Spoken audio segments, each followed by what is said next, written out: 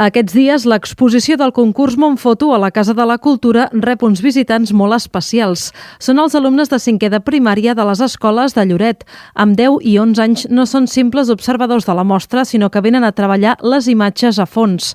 A fi d'acostar-se al medi natural des d'una perspectiva artística, cada alumne tria una fotografia que li agrada o li crida l'atenció.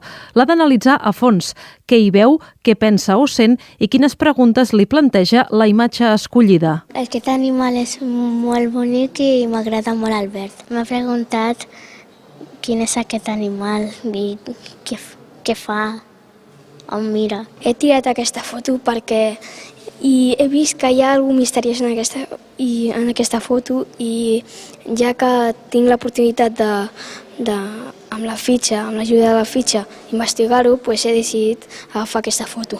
Crec que aquesta foto és bastant xula i puc veure quan la va fer i com la va fer.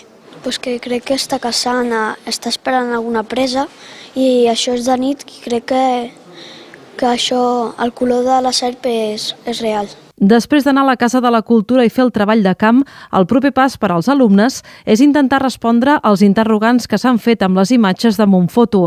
El projecte es completarà amb un treball artístic que farà cada escolar, inspirat per la bellesa i la qualitat de les fotografies. La voluntat és fer una exposició conjunta amb aquests treballs i les imatges originals.